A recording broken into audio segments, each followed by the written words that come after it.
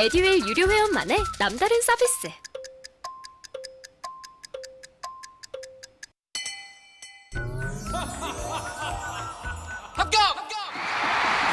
합격하고 돈도 받는 혜택. 오직 에듀윌 유료 회원에게만. 에듀윌.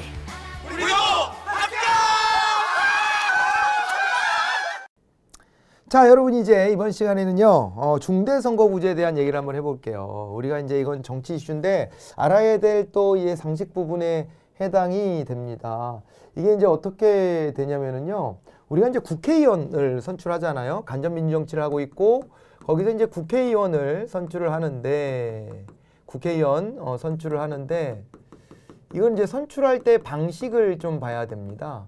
방식을 봐야 되는데 이거를 이제 어떻게 하냐면요, 비례대표 방식이 있고 지역구제 방식이 있습니다. 이걸 이렇게 넓혀서 보면 이게 이제 지역구 지역 대표를 선출하는 방식이 있고요, 비례대표를 선출하는 방식이 있어요. 비례대표 요거를 선출을 하는데 지역 대표 선출을 할 때는요 지역구가 나오게 되고요, 지역구가 나오게 되고 이 선거구죠.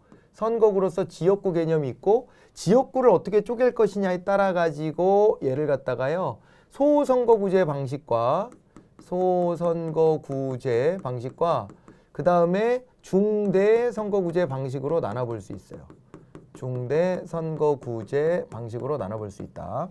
그래서 요거는 이제 지역 대표성을 부여한다 그랬으니까 지역을 쪼개서 지역구 내지 선거구라는 표현을 씁니다. 이걸 선거구.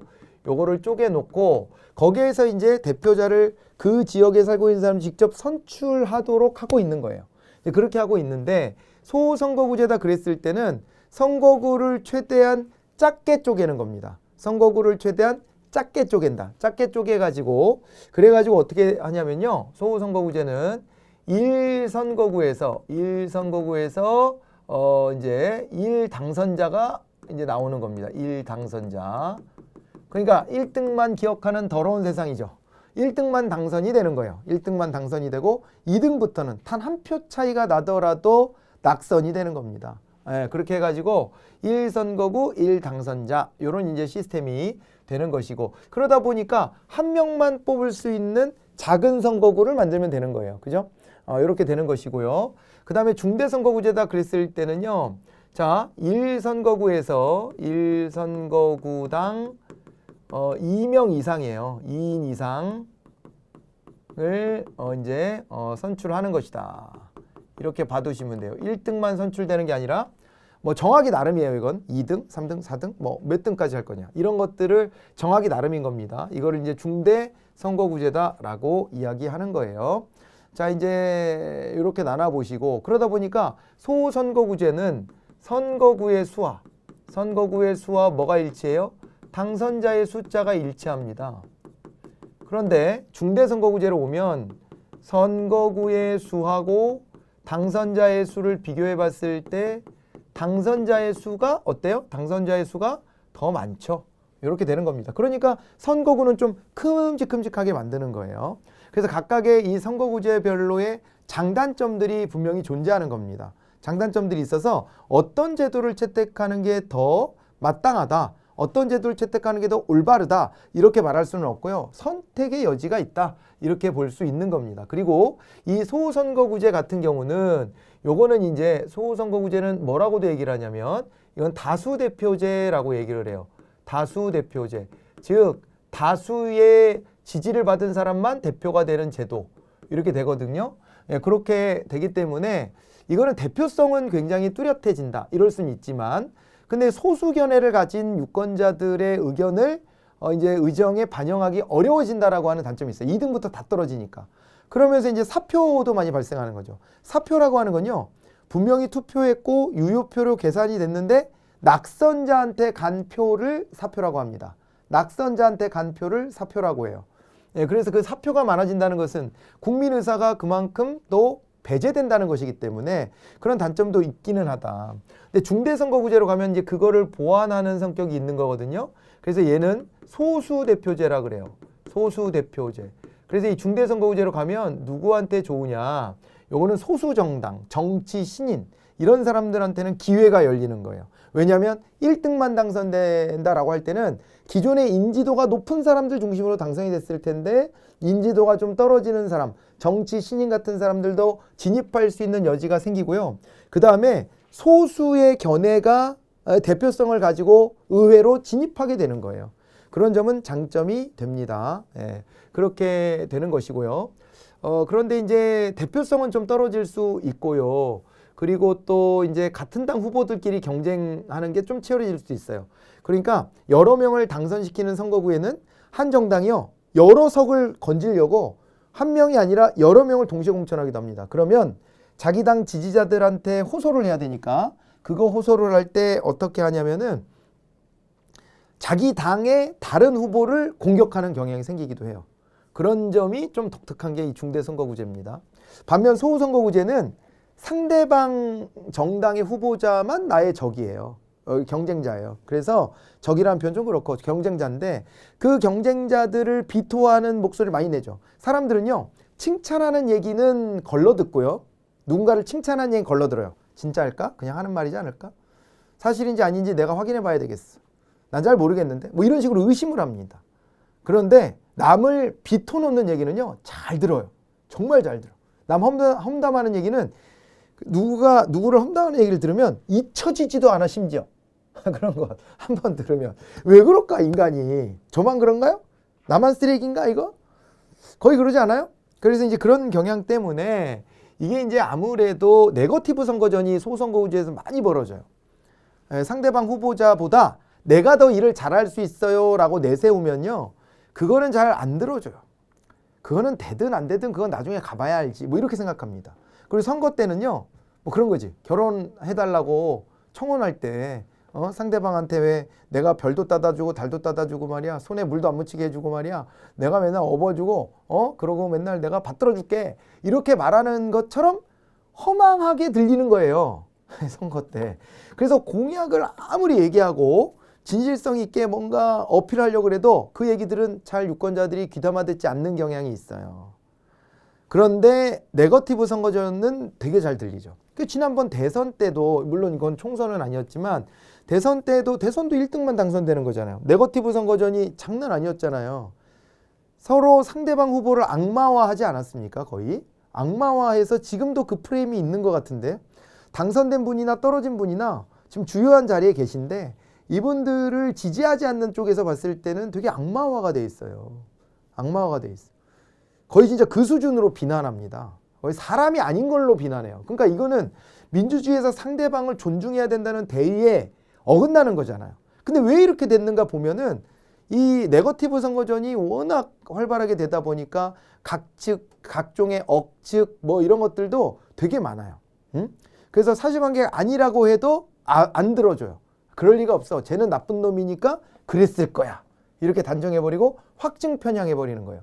심지어 유튜브 같은 이런 이제 개인 채널 공간들도 열리니까 언론의 다양성이라는 측면에서는 좋은 점도 있는데, 그거를 이제 말을 전달하는 사람의 이 메신저가 과연 이게 믿을 만한 것인지 잘 모르겠는 경우도 많잖아요. 근데 이런 사람들이 영향력을 행사하면서 그러면서 있지도 않은 얘기를 자기가 소설을 써보겠다는 식으로 하면서 막 얘기를 하면 사람들이 그걸 진짜 하나의 소설로만 받아들이는 게 아니라 그걸 갖다가 나보다 더 정보가 많은 사람일 거고, 그 사람이 나한테 이런 얘기를 해줬으니까 그 사람이 법에 걸리지 않게 해서 조심조심 말은 했더라도 그럴 가능성이 많네 이러고 믿어버리는 거예요. 이런 게 굉장히 심각하게 우리 정치를요 양극단으로 몰고 있다. 이렇게 되면 안 돼요. 민주주의가 서로 주거니 받거니 하는 게 있어야 되는데, 그게 없으면 또 유권자들 눈치 보느라고 실제 정치권에서도 타협을 잘 못합니다. 타협하는 순간 수박이라 그러잖아요. 그런 얘기 듣지 않아요? 요즘에 많이 하잖아요. 자기네 지지하는 정당이 있는데 열혈 지지자들이 열혈 지지하는 것에서 좀 그 에너지를 긍정적으로만 써야 되는데, 자기 당 안에서 뭔가 좀 이렇게 반대 목소리를 내는 사람들이 있으면 그 사람들한테 수박이니 뭐니 하면서 너는 다음번 공천 없다, 뭐 그 다른 당으로 떠나라, 뭐 이런 식으로 공격하는 모습도 아주 자주 목격됩니다. 근데 이제 이렇게 되다 보면은 여러 가지로 민주주의의 어떤 장점들이 말라버릴 수도 있어요. 이제 그런 점에서 다시 한번요. 소선거구제는 대통령 선거 예를 제가 좀 확장해서 들어드렸지만 소선거구제도 1등만 당선되기 때문에 이 안에서도 네거티브 선거전이 엄청 이제 난무하게 되고 그러다 보면은 이게 대결 구도가 이게 이제 식지 않는다라고 하는 그런 문제가 있어요. 근데 중대선거구제는 네거티브 하지 않아도 돼요. 그냥 나만 어필 잘해도 등수 안에만 들면 당선이기 때문에 네거티브 할 필요가 별로 없어요. 근데 중대선거구제로 가면 다른 한편으로는 이게 선거 운동 비용 같은 것들은 굉장히 크게 들어갈 수가 있어요. 그런 맥락에서는 정치 신인이나 소수 세력이 이게 오히려 진입이 어려운 거 아니냐 이런 지적을 하기도 합니다만은 그래도 등수가 더 열리기 때문에 가능성은 더 높아진다라고 보시긴 하셔야 되고 그렇지만 비용 측면은 굉장히 많이 들어갈 것은 분명해요. 소선거구 하나 선거 치르는데도 돈이 많이 깨지는데 선거구를 넓혀서 경쟁해야 되니까요. 그렇게 되고 중대선거구제로 가면 또 이제 유권자들이 봤을 때는 후보자들의 숫자가 늘어나요. 큰 선거구에서 한 정당이 여러 명의 또 공천도 하고 이 선거구에서 이 출마한 후보자가 굉장히 많아지기 때문에 누가 누군지 이런 거를 파악하고 하기가 어렵고 그런 만큼 관심을 끌기도 어려워요. 근데 소선거구제는 좁은 지역에 각 정당마다 한 명씩만 출마해서 막 티격태격하니까 관심은 굉장히 올라갑니다. 이런 걸 장단점으로 봐야 되지. 이거를요, 이거 뭐 또 뭐 음모 뭐 이런 걸로 막 꼭 굳이 그렇게 접근할 필요는 없다고 보여지고요. 그리고 또 기존의 제도를 유지하고 싶어 할 거예요. 지금의 국회의원들이나 정치인들은.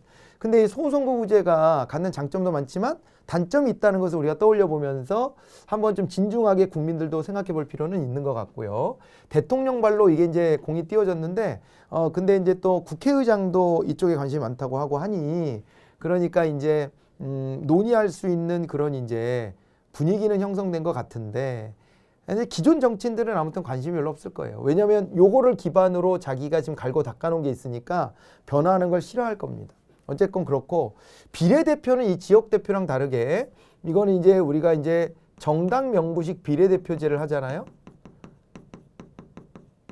정당 명부식 비례대표제다. 이렇게 해가지고 이것은 어떻게 하냐. 이제 각 정당별 득표율에 비례해서 자 정당별 득표율이 있을 거예요. 득표율에 비례하여 의석을 할당하는 겁니다. 의석을 할당하는 거예요. 그래서 사실은 이게 국민의 대표성을 강화하려면 소선거구제보다 중대선거구제가 나을 수 있다. 소수자의 의견도 많이 반영된다. 그런 얘기를 했지만 더 그런 게 비례대표제예요. 더 그런 건 아예 정당별로 득표율이 있으면 그 득표율만큼 의석을 할당해 주겠다. 이렇게 가는 거라서 이게 더 또 비례대표제가 갖는 장점들이 또 있을 수 있고요. 그리고 비례대표제로 가면 지역구의 지역 현안에 매달리지 않아도 돼요. 그러면서 어떻게 가냐면은 비례대표가 이제 이런 어떤 있잖아 전문성을 가진 사람, 어떤 특정 한 그 계층을 대표할 수 있는 사람, 이런 사람들이 또 진입할 수 있는 길이 열리고요. 하기 때문에 또 이게 또 지역주의 같은 것도 극복할 수 있는 것이 되기 때문에 이게 비례대표제가 그런 점에서 장점이 있습니다. 혹자들이 이런 얘기를 합니다. 중대선거구제 하면 소선거구제보다 지역주의를 완화할 수 있다. 그건 맞는 얘기예요. 그러지만은 중대선거구제로 가도 어차피 소지역주의가 또 자리를 잡을 가능성이 많아요.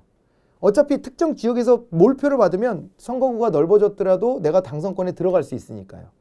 그럴 수도 있기 때문에 더 확실한 방법은 비례대표로 가는 거예요. 그렇게 볼 수 있고요.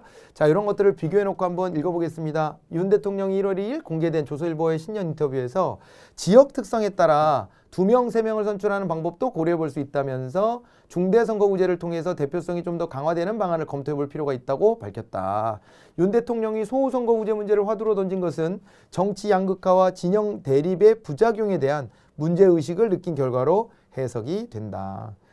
그리고 윤 대통령과 김진표 국회의장이 개헌과 선거제도 개편 문제를 논의할 국회의장 직속 헌법 개정 및 정치제도 개선 자문위원회가 이제 출범한다. 이렇게 되어 있어서요. 요거 이제 이런 내용들을 보면서 이런 이제 이론들을 한번 좀 생각해 보시면 좋을 것 같고요. 자, 이제 그렇게 놓고 경제 산업 영역은 시간이 조금 애매해졌으니까 다음 시간에 또 이어서 붙여보도록 하겠습니다. 다음 시간에 또 계속 이어집니다. 잠깐 쉬었다가 다시 만나죠.